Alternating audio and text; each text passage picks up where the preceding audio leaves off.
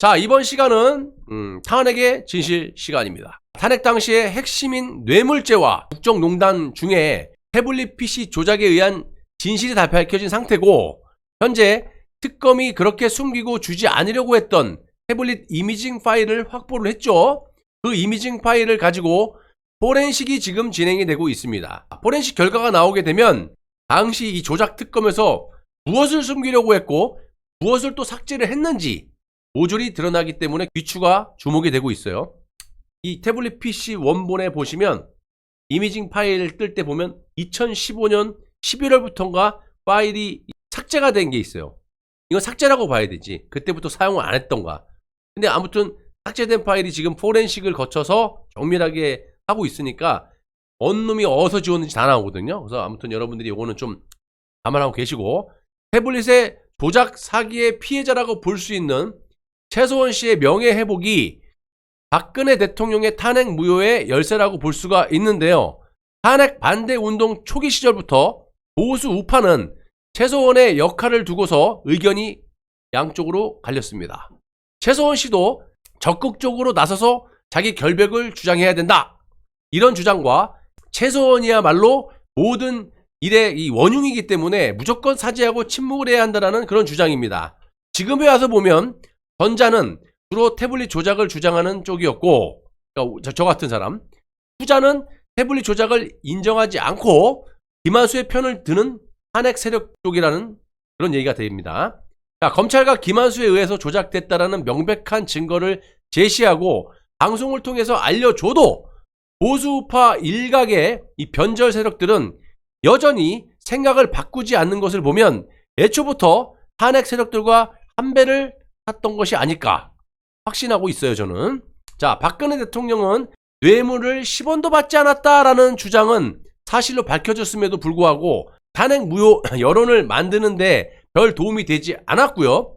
여론은 왜 최소원이 해먹은 걸 제대로 막지 않았느냐라는 식으로 여전히 박근혜 대통령을 질타하고 있었습니다.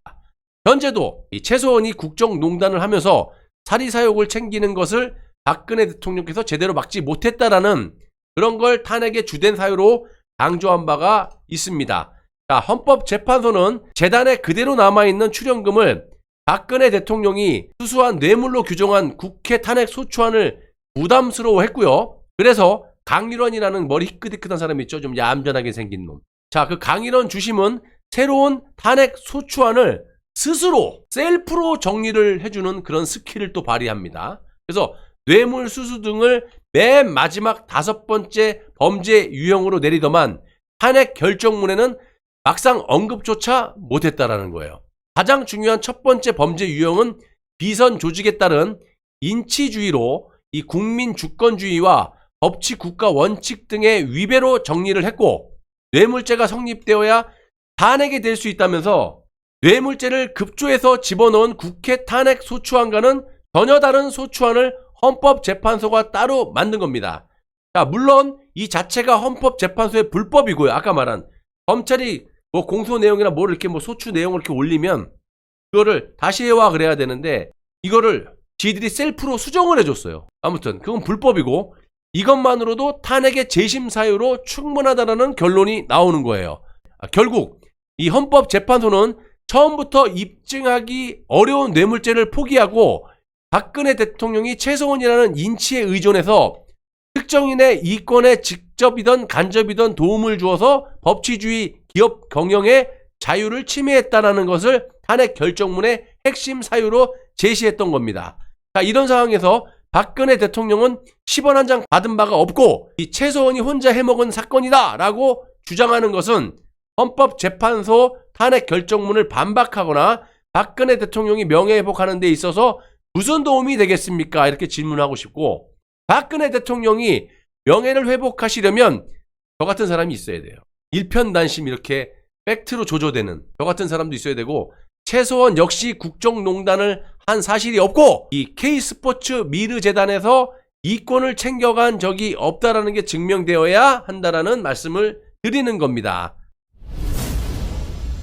자, 그리고 고용태 일당의 녹음 파일 1000개를 모두 듣고 진짜 황당합니다. 박근혜 대통령과 최소원의 공무관계는 없다, 라고 선언한 사람이 누굽니까? 차명진 전 의원. 각종 자기 유튜브나 다른 유튜브 방송에 출연해가지고 심지어 최소원과 고용태 일당과의 공모관계는 없다. 최소원이 재단에서 챙겨간 것도 없고 오히려 고용태 일당과 무리한 사업을 벌이려 하면 그걸 최소원이 막아왔다. 이렇게까지 설명을 나불나불 했던 사람이 이 차명진이었어요. 그런데 얼마 전 제가 방송해드렸지만 요즘엔 어떻습니까? 아무런 증거도 없이 최소원이 고용태와 빠땡땡을 했다면서 둘이서 빠땡땡 알죠? 빠구땡 빠땡땡을 했다면서 완전히 그냥 360도 홀딱 돌변하지 않았습니까? 지가 얘기한 거를 그냥 홀딱 뒤집어 버려요. 그리고 완전 이건 명예훼손의 모욕에다가 이 같은 뭐 성적인 발언을 이렇게 막 해버린 거야. 자신의 구독과 수입을 목적으로 이 차명진 자신의 프라이드를 헌신장 버리듯이 내다 버렸다고 저는 봅니다. 아무튼 특검은 최소원과 삼성의 이 독일 승마 사업까지 치고 들어가 정유라가 빌려 탄 말 3마리, 이 말 3마리가 박근혜 대통령에 대한 뇌물이라는 무리한 기소를 하기도 했고요.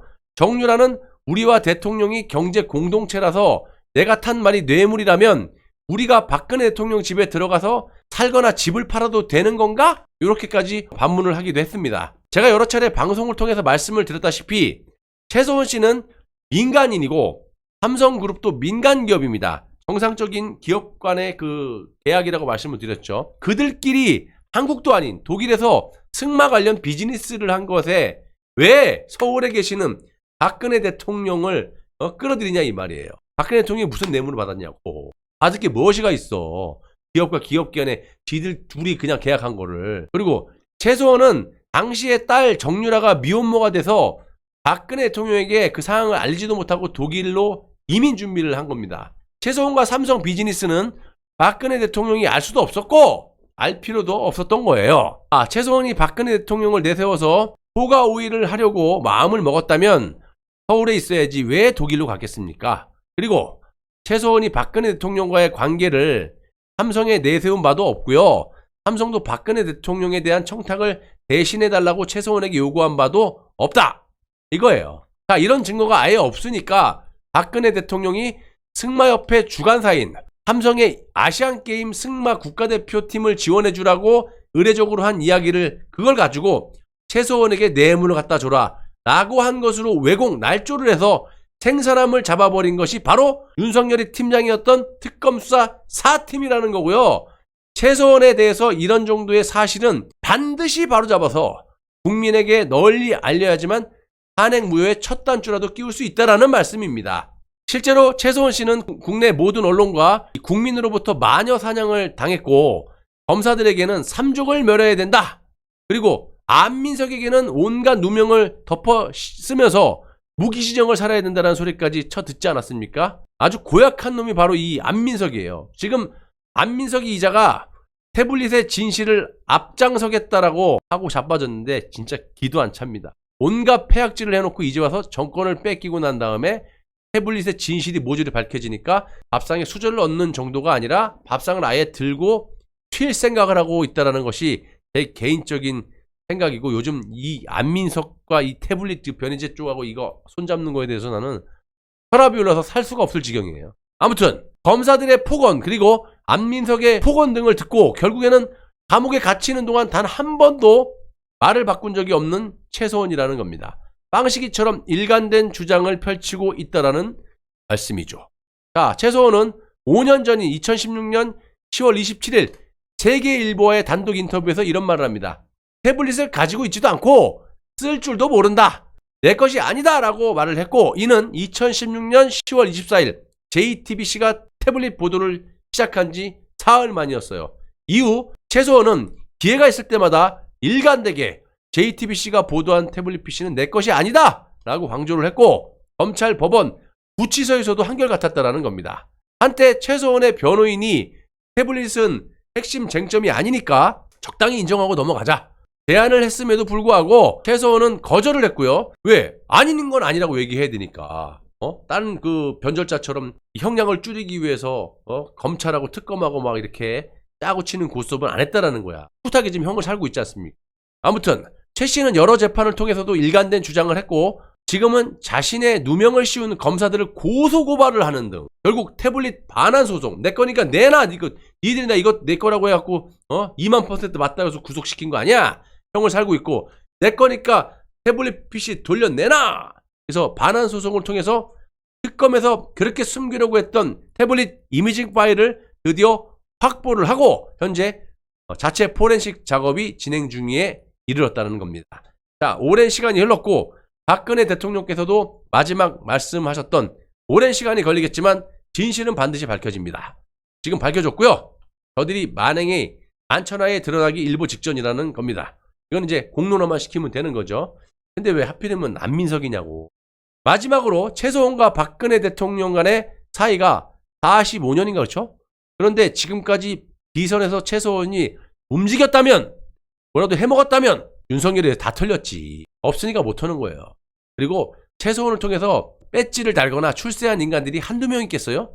한 명도 없다라는 거예요. 비선 실세가 아니라는 거야. 최소원은 그냥 도움이 진짜 진심 어린 마음에 존경하는 마음에 최소원은 박근혜 대통령을 도왔던 거야. 수십 년 동안. 현재 누구와 비교하면 비선이라도 이렇게 엄청나게 차이가 난다는 것은 삼척 공자도 아는 부분이라고 생각하고 방송 마무리하도록 하겠습니다.